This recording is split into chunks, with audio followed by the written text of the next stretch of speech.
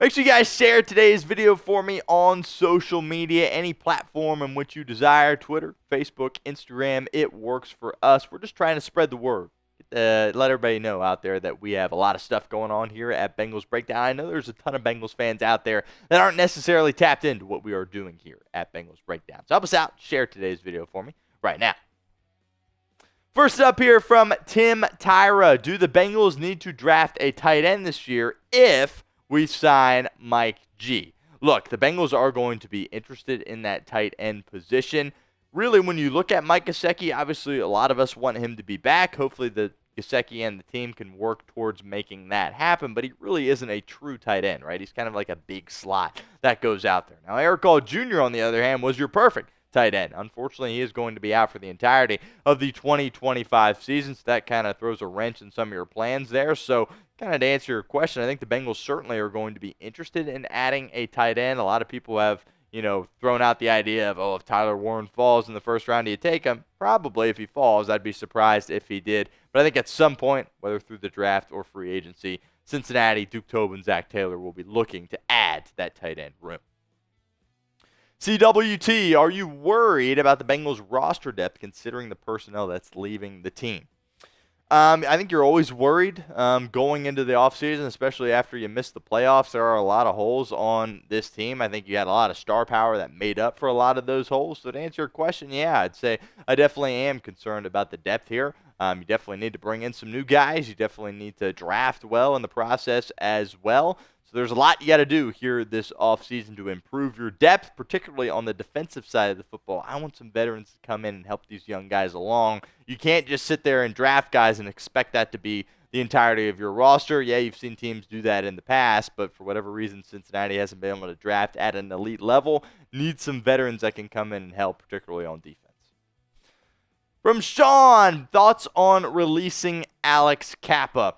I think it was something that had to be done, right? You couldn't just run it back with the same guys along the interior based on the season that you had in 2024. Priority number one, obviously we all want to clean up the defense. We all want that to be better. But priority number one is protecting Joe Burrow. And frankly, you haven't done a great job of that since he has been here in the National Football League. And Alex Cappa deserves a little bit of blame for that. But I do want to point out how great he was for you in 2022. He was phenomenal. He was your best offensive lineman that year.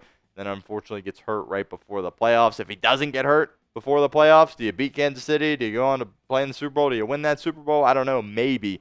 But Alex Cappa, if you had to go back and do it again, the signing you made in 2022, you absolutely did it. It provided stability for you along the offensive line. And unfortunately, it just kind of didn't end the way that anybody wanted it to with the poor season that he had in 2024.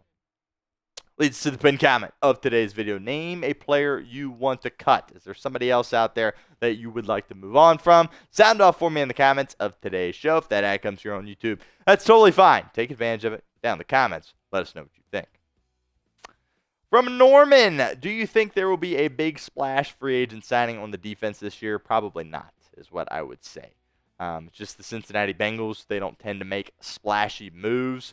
I would consider a splashy move to be you bring back, Tee Higgins and Trey Hendrickson, and you make Jamar Chase happy. That would be kind of the splash move, in my opinion. Hopefully they will add. We saw it last year. They added during free agency. I expect them to do that again. But as far as some massive name like a Josh Sweat or something along those lines, I probably do not foresee that being in the cards.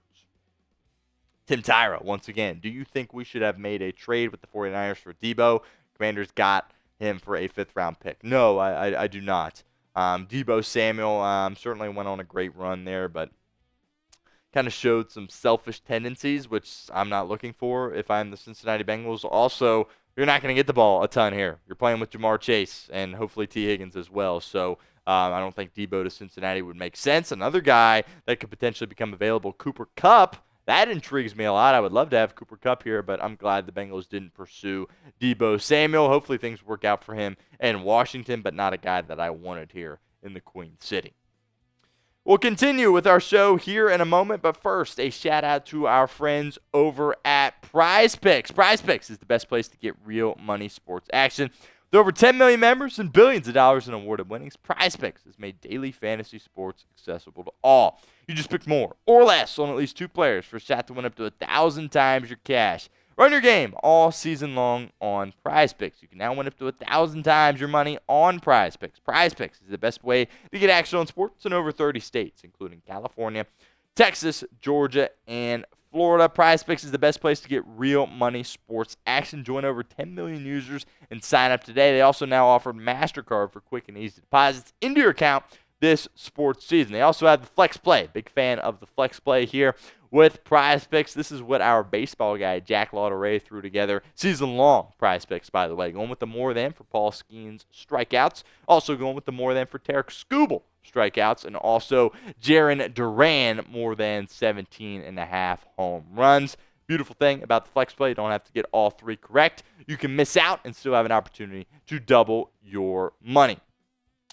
So download the app today. Use code CLNS. Get $50 instantly after you play your first $5 lineup. Again, download the app. Use code CLNS. Get $50 instantly after you play your first $5 lineup. It's PrizePicks. Run your game. Next up here from Brian. Do you think we will Tee or let him walk next year? Do you think we will pay Tee or let him walk next year? I still believe Cincinnati will pay Tee Higgins. I think I've talked about this before on the show. Duke Tobin makes his comments at the NFL Combine. Everybody's kind of on cloud 9, right? This is great. And then Tee Higgins tweets out the cap emoji, whatever, getting on social media. And, basically saying the Bengals were lying. And then you start to go down. And then you hear the reports that the sides aren't close together. But at this point where we stand right now, we're not in a great spot. But I do think ultimately Cincinnati will get this done, mainly because Joe Burrow wants it done. If he didn't go out there and say the things he's saying, I don't know if I have much confidence that it would, but I don't think they're going to, basically say screw you to Joe Burrow. They're going to make this happen at some point.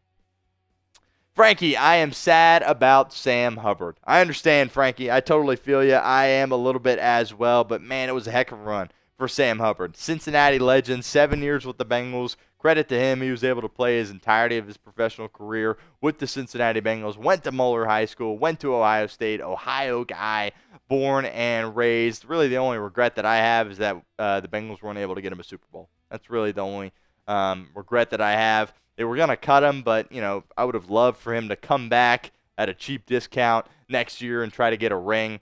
But, again, that's really the only disappointment I have with Sam Hubbard's career. Thought he did a tremendous job on and off the field. Great role model for a lot of people as well. Elite in the community. Can't say enough good things about Sam Hubbard. And we heard Zach Taylor talk about him like that at the NFL Combine as well.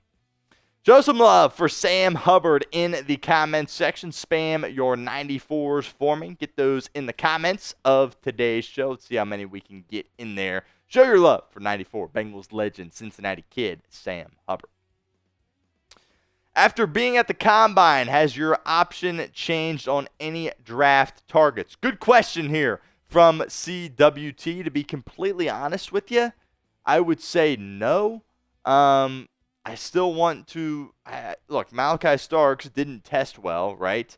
He has fallen out of the first round in some mocks, but I'm still taking him at 17. But also, I'm very much of the mindset, hey, best defensive player available. I think there's so many question marks with a lot of these edge rushers. They need development, things like that. I want somebody that can go out there, contribute immediately, be a starter immediately. I think Malaki Starks has that ability, so I really haven't pivoted too much off of that, but great question there from CWT.